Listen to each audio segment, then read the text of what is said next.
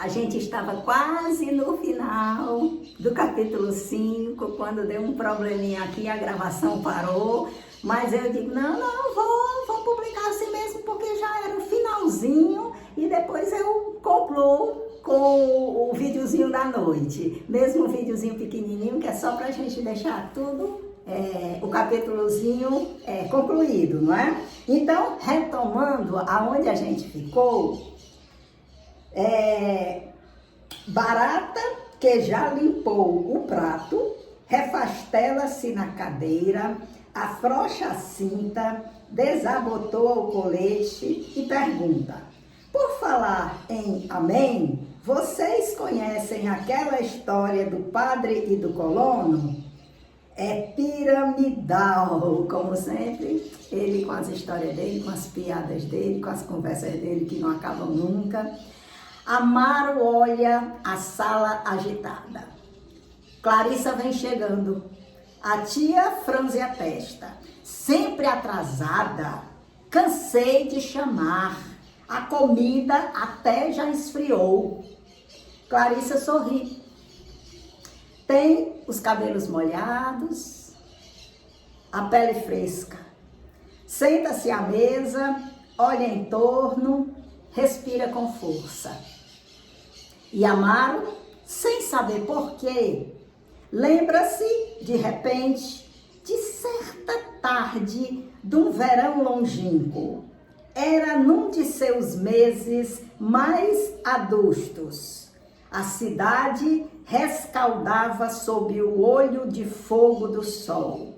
As pedras ferviam, parecia uma praga. Mas naquela tarde caiu do céu inesperadamente um aguaceiro grande, demorado e fresco. E no milagre o sol de novo brilhou, mais doce sobre os jardins molhados. Lindo esse final do capítulo, porque a gente estava acompanhando aquele fruzoê que estava acontecendo na sala. Barulheira, conversa, tanto era barulho de louça quanto era barulho de vozes, cada um falava, queria falar com o outro, misturava assunto, ninguém prestava atenção a ninguém porque estava apenas botando para fora, exercendo um vício de falar, como se diz, falar pelos cotovelos. Não é medir as palavras para falar pouco, mas falar de forma ordenada, de forma bonita, de forma profunda. Não é falar só para poder ir passando o tempo, só para poder ir matando o tédio. E o Amaro estava angustiado com aquilo. Aquilo não faz parte da natureza do Amaro. Quando de repente entra a Clarissa. E ele faz esse paralelo entre, lembra, não sabe por quê, lembra de um dia numa quintura muito grande, num sol escaldante, naquele mal-estar que é o desagravo de uma temperatura muito alta, que a pessoa se sente mal, a pessoa fica sem conseguir nem respirar. E de repente caiu uma chuva que deixou tudo fresco. O alívio grande. Então, foi assim que o Amaro se sentiu. Ele estava num verdadeiro inferno, naquela quintura, e quando entra a Clarissa, é como se tivesse entrado o frescor. São imagens belíssimas que esse autor usa, e assim termina o nosso 5º capítulo.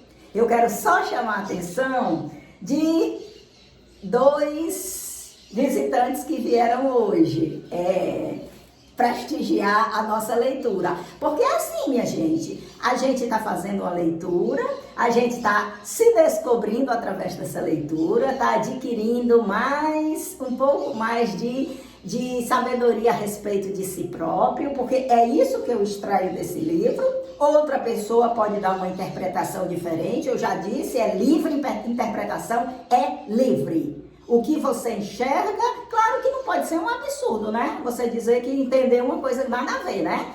Mas, então, cada dia desse que passa, quando há de leitura, quando há necessidade de uma participaçãozinha especial como foi hoje, eu digo, olha, vai encantar, vai marcar aquela determinada passagem, como foi o caso hoje, um capítulo basicamente dedicado ao Amaro, e que é outra coisa que a gente precisa prestar atenção, como esse livro se desenvolve. O livro é Clarissa, mas a gente vê que há sempre uma alternância. Clarissa, Amaro, Clarissa, Amaro. O que será que vocês acham que o formato é assim? Por que será que o livro é Clarissa e Clarissa está sempre ligada a Amaro? Amaro está sempre ligado a Clarissa, embora tenha muitos outros personagens para serem apresentados, para serem vivenciados, para serem conhecidos. E, no entanto, existe uma chave sempre entre os dois. Há que ter algum motivo. Vamos arriscar pensar a respeito disso? Eu também ainda não tenho a resposta definida. Vamos indo. Agora que a gente começou, está no 5º capítulo, são 27 capítulos. Então tem muita coisa ainda para a gente desvendar. E sim, aí como eu estava falando, o Palhacinho veio participar hoje porque houve aquela citação, aquela recordação do Amaro, em que um circo tinha ido na cidadezinha dele quando ele era criança, e é claro que é bastante estimulante para ele uma vida circense, uma vez que ele já quer viajar, né? Ele já disse que gostaria de ser um marinheiro ou gostaria de ser um maquinista, para estar sempre viajando, né? Então, aquela vida errante de um circo não deixa de empolgar a uma criança que já pensa em sair pelo mundo afora conhecendo as coisas. Então, agradeço a presença do Palhacinho, que veio hoje enfeitar aqui a nossa leitura do dia. E também, como foi citado o gato, que eu esqueci o nome do gato, deixa eu ver se eu acho, é um nome esquisito, tá aqui, Missefufi. E como foi citado o gato Missefufi, o Amaro refletindo, concluindo que até o gato tinha mais objetivo do que ele, não é? Tinha uma vida mesmo mais potencial, porque tinha lutava para pegar o camundongo, né? Caçava o camundongo, caçava o camundongo, matava o camundongo e ainda disputava as gatas, né? Quando saía para ir para os telhados, né? E o Amaro tinha uma vida mais pacata, né? Nem arriscava ser uma vida assim tão cheia de adrenalina quanto a do gato Missefufi. Aí eu trouxe o gato Missefufi pra cá. Porém, foi quando uma coisa me chamou a atenção. Eu trouxe o gato para ser o Missefufi, um gatinho branco com rosa, mas o Missefufi não é branco. O Missefufi é amarelo. Assim como o papagaio é verde com um pouquinho de vermelho, o Missefufi é amarelo. O papagaio tá certo, mas o Missefufi tá errado. E se a gente quer fazer as coisas com toda o entrosamento, mergulhando, se deixando possuir pelo enredo, pela história, eu pensei em chamar a Capitu, que é a responsável pelo local, pelo cantinho da leitura, para ver se ela resolve esse problema com a gente. Minha gente, se não dá para colocar um Missefufi mais fiel ao que é ele no livro. Então, dona Capitu, vem aqui, munida do seu papagaio, para ter uma conversa com a gente. Você ouviu, né? O que foi dito aqui?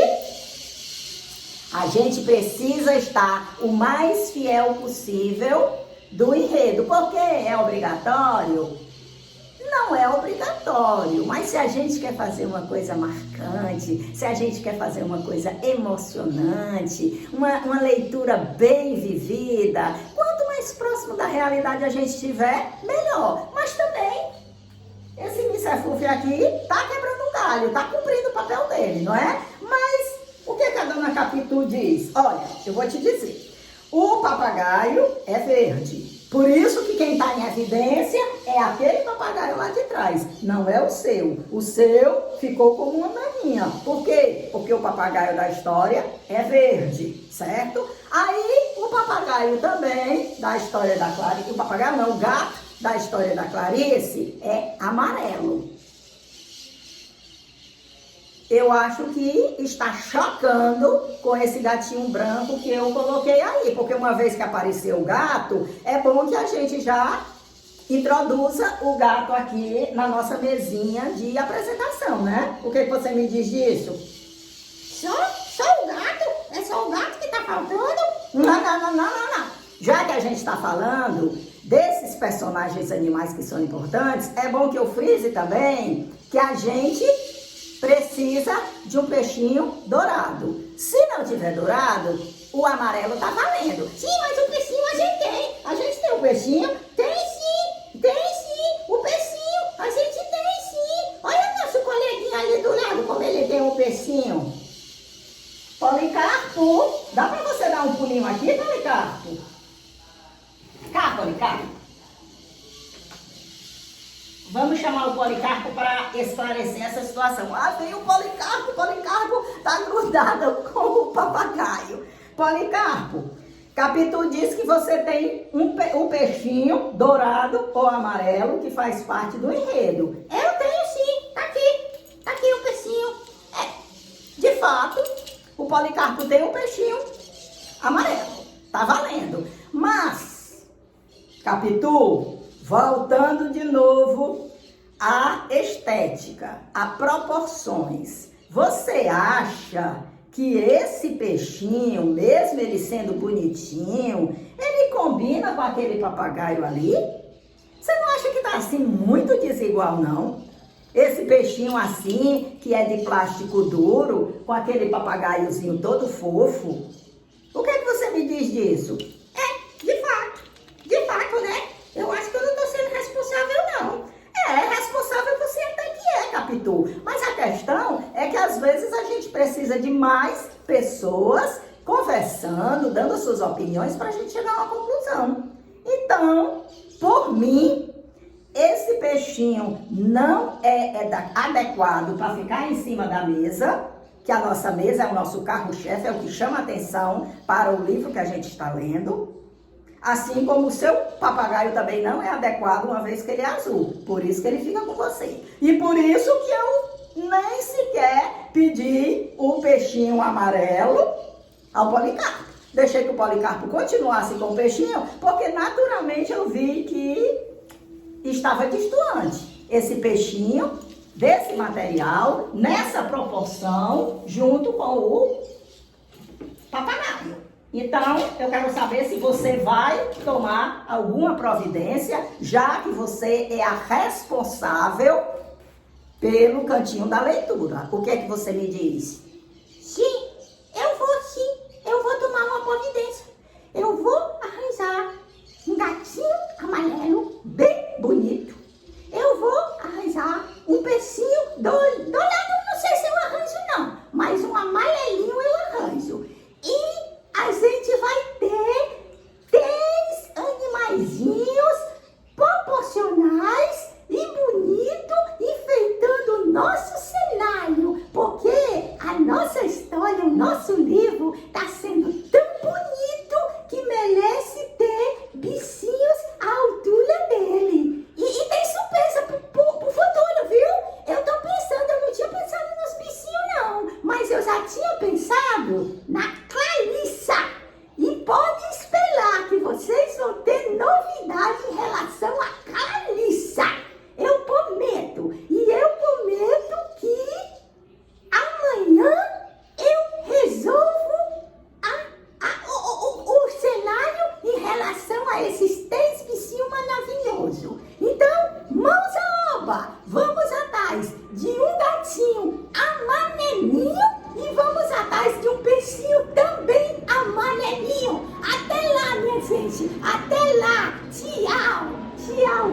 pessoal. E muito obrigada por vocês estarem ouvindo